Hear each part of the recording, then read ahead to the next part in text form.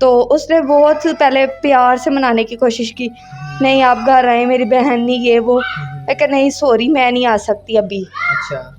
फिर मैंने कहा मैं आऊँगी, लेकिन मौके के मुनासिबत अभी मेरी तबीयत नहीं ठीक कि मैं आपके तरफ आऊँ। काफ़ी उसने एंड पे मुझसे लड़ना शुरू कर दिया। अच्छा, लड़ाई करने मतलब के जब आपने इनकार किया तो हाइपर होना और ब्लैकमेल करना शुरू कर दिया। हाँ जी, उन्होंने मुझे ब्लैकमेल किया और मैंने भी धमकी दे दी। मैं कहा ठीक है, जो आपसे होता है कर लें। इतनी देर में उसने मेरे वीडियो सेंड कर दी मेरी, अच्छा। और मेरे हाथ से मेरा फ़ोन गिर गया। मुझे यकीन नहीं आ रहा था कि एक वीडियो में मैं हूँ और मेरे साथ क्या क्या हो रहा है।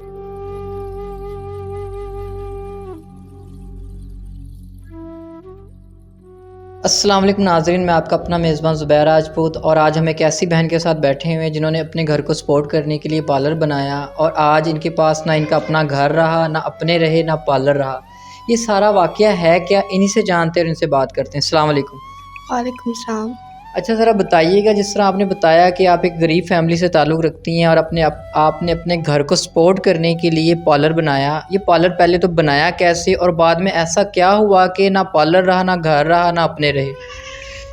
जी, मेरा नाम निदा है और ये मामला इस तरह शुरू हुआ। हमारे हालात बहुत ज़्यादा ख़राब थे, गुज़ारा तो हो जाता था लेकिन बहुत मुश्किल से। तो मैंने जब अपने घर के हालात देखती थी, वालिदा को देखती थी, वालिद को परेशान होता देखती थी, तो मैंने ये सारा सोच समझ के फिर मैंने बहुत सोचने के बाद मैंने अपने वालिद से बात की कि मैं क्यों ना पार्लर का काम शुरू कर लूँ, या कोई काम ऐसा जो कर लूँ। मैं आपका ना बेटा बन के दिखाना चाहती हूँ, क्योंकि बाकी तो बहन भाई मेरे छोटे थे। अभी तो मैंने अपनी पढ़ाई छोड़ दी घर के हालात की वजह से, अच्छा। और मैंने अपने वालिदैन को कहा कि मैंने पार्लर का काम शुरू करना है, क्योंकि काफ़ी हद तक मुझे पार्लर का काम आता था। मैंने अपने पार्लर का काम शुरू किया। वालिदैन पहले तो नहीं मानते थे, क्योंकि हमारे फैमिली में बाहर निकलना, बाहर लड़कियों का जाना अच्छा नहीं समझा जाता था, क्योंकि गरीब ख़ानदान की और बच्चियों के लिए इज़्ज़त बहुत ज़्यादा होती थी। तो वालिदैन मेरा ना बाहर निकलना अच्छा नहीं समझते थे, मुनासिब नहीं समझते थे।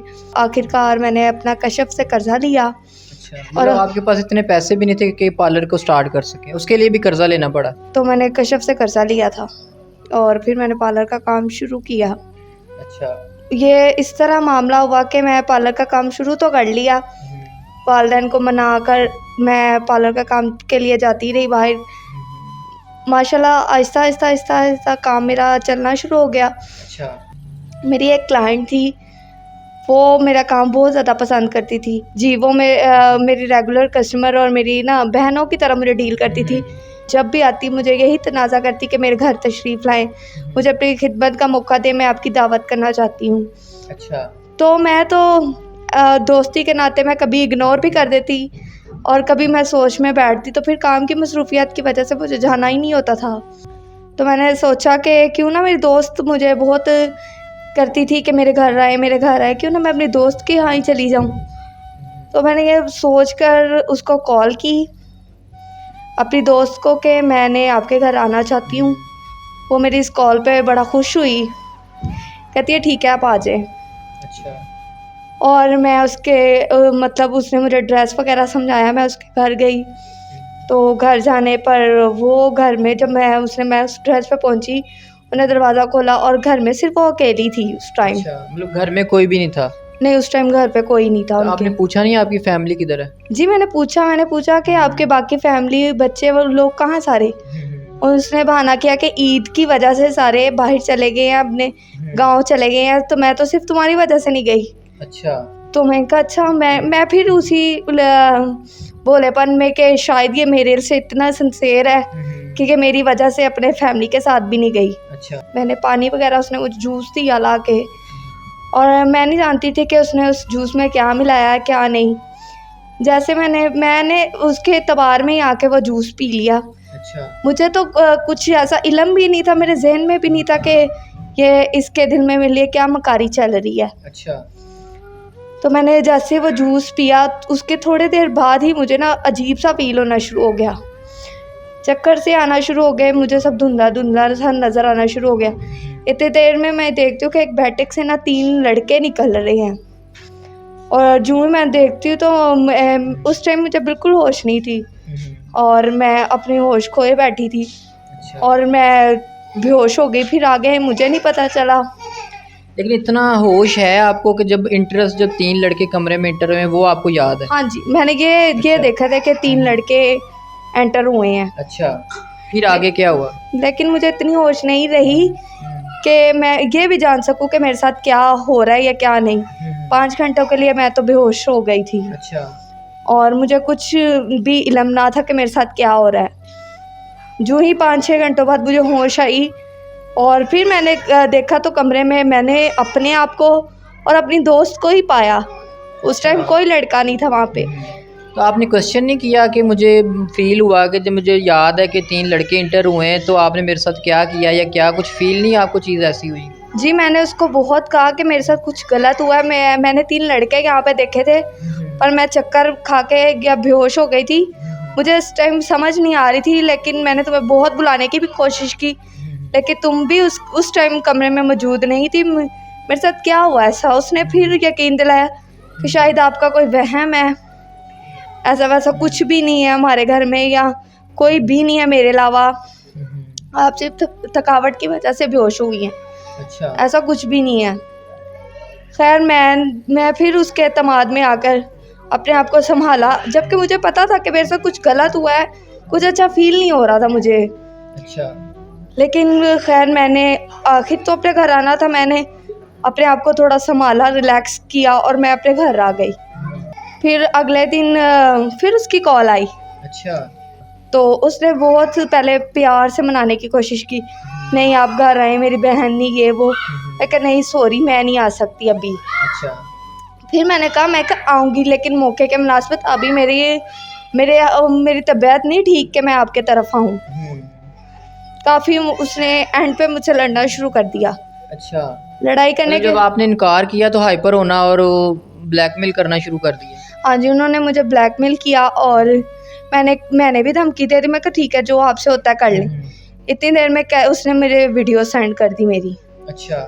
और मेरे हाथ से मेरा फ़ोन गिर गया। मुझे यकीन नहीं आ रहा था कि वीडियो में मैं हूँ और मेरे साथ क्या क्या हो रहा है। तो मैंने उससे बहुत मिन्नतें की कि प्लीज़ मेरी वीडियोस डिलीट कर लो।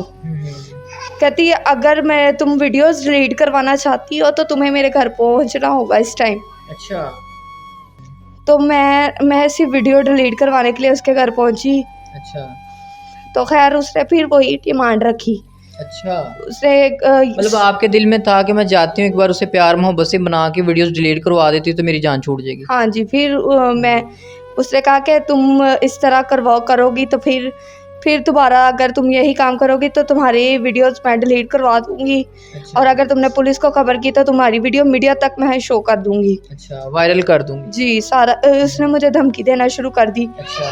पहले तो मैं सर पकड़ के बैठ गई, लेकिन मेरे पास कोई हल भी नहीं था। तो उसके बाद मैंने फिर उससे कहा कि ठीक है, तुम जो करना है कर लो।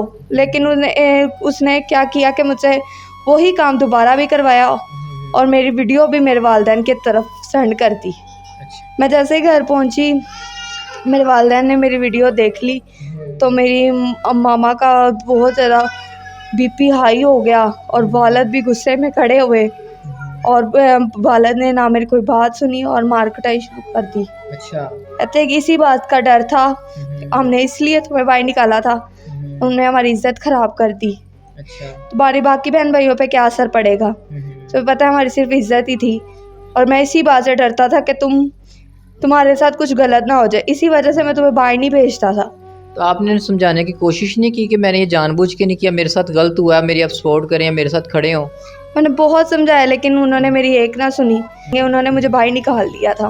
अच्छा। बाहर जैसे ही फिर निकाला, मेरे पास तो ना कोई, वालिदैन के अलावा एक कुंवारी लड़की के पास कौन सा घर होता है।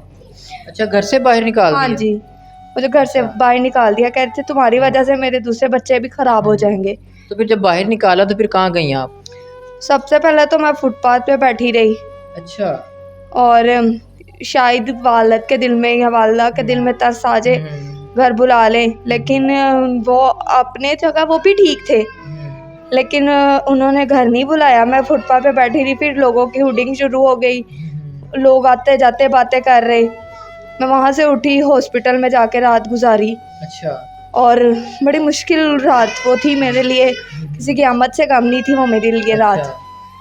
मैंने फिर अपने दोस्त को फ़ोन किया, बहुत नज़दीक की मेरी फ्रेंड थी अच्छा। और वो हमारे रिश्तेदारों में ही थी, अच्छा। और मुझे नहीं पता था कि मेरी वीडियो उसके पास भी है, क्योंकि जो मेरे क्लाइंट बनी थी उसको सारी बातों का पता था, उससे मैं बात शेयर कर लेती थी। उसको मैंने बताया था कि मेरी फ्रेंड है, तो उसने वो मेरी वीडियो मेरी फ्रेंड को भी सेंड कर दी थी। अच्छा। जब मैंने अपनी फ्रेंड से रिक्वेस्ट की कि प्लीज़ मेरे साथ इस तरह हुआ, कहती मुझे कुछ भी बताने की ज़रूरत नहीं है, मेरे पास तुम्हारी वीडियो है। अच्छा। उसने भी यकीन नहीं किया, उसने कहा कि तुम झूठ बोल रही हो। मैंने कहा नहीं, मेरे साथ वाकई में कुछ गलत हुआ है। अच्छा। लेकिन वो कोई भी यकीन करने के लिए तैयार नहीं था। मैंने उसके आगे मिन्नत अल्लाह की, मैंने कहा देखे तू भी औरत और मुझे भी, और मैं भी औरत, तो मुझे भी इस टाइम सहारे की ज़रूरत है। अच्छा। प्लीज़ मेरा सहारा बनो, मेरे साथ खड़ी हो जाओ। फिर वो बहुत मनाने के बाद मानी, और आज मैं उस टाइम उसी के घर में बैठी हुई हूँ। अच्छा। अच्छा, अब आपने आगे ज़िंदगी पड़ी हुई है, लाइफ पड़ी हुई है, ज़ाहिर बात है अभी यंग एज है और शादी भी नहीं आपकी हुई और घर से भी निकल गई हैं, घर भी नहीं रहा, अपने भी नहीं रहे और कारोबार मतलब पार्लर भी आपका छिन गया आपसे, तो अभी आगे क्या सोचा है? जी, अब मेरी दोस्त भी मुझे कहती है कि अपने घर जाओ, अपना कहीं रहने का बंदोबस्त करो, हमारी भी सोसाइटी में इज़्ज़त है, तो मैं ज़्यादा देर तुम्हें यहाँ नहीं रख सकती। अच्छा। तो मेरा अब आगे का यही मकसद था कि मुझे किसी की सपोर्ट की ज़रूरत है, ताकि मैं अपने घर में रह सकूं और अपना काम दोबारा से पार्लर का शुरू कर सकूं। और जिस तरह आपने ज़िक्र किया कि घर भी रेंट पे लेना है, पार्लर भी बनाना है, ज़ाहिर बात है घर के लिए भी ज़रूरत है पैसों की और पार्लर की भी के लिए भी ज़रूरत है। अच्छा, हमें बताइएगा कि हमारे ओवरसीज़ पाकिस्तानी ये वीडियो पूरी दुनिया में देख रहे हैं, यूरोप में, दुबई, अमेरिका, मतलब दुनिया की हर जगह पे जहाँ-जहाँ पाकिस्तानी मौजूद है वहाँ वो हमारी वीडियो देख रहे होंगे। तो अक्सर हमारे पाकिस्तानी भाई ऐसे हैं कि जो वो कहेंगे जी हम आपको पार्लर भी बनवा देते हैं, आपको रेंट पे घर भी लेके देते हैं और अभी आपकी एज भी कम है और सारी ज़िंदगी अकेले तो नहीं गुजरती। ज़ाहिरी बात है कि एक शादी भी आपने करनी होगी। अगर कोई ऐसा ओवरसीज़ पाकिस्तानी कुछ वो कहे कि जी मैं आपको पार्लर भी बना के देता हूँ, मैं आपको घर भी अच्छा घर जो रेंट पे लेके देता हूँ या अपना घर लेके देता हूँ, तो अगर वो आपसे आपकी ख्वाहिशात पूरी कर दे और बाद में आपसे डिमांड रखे कि जी आप मेरे से शादी कर लें, तो आपका जवाब क्या होगा? जी, जिस तरह जैसे कि आप जानते हैं जो कुछ भी मेरे साथ हुआ, इसके अलावा भी अगर कोई मेरे साथ ये मेरी सारी कहानी सुनने के बावजूद अगर कोई मेरे साथ खड़ा होना चाहता है, तो मैं उसके साथ शादी करने के लिए भी तैयार हो जाऊँगी। ठीक हो गया।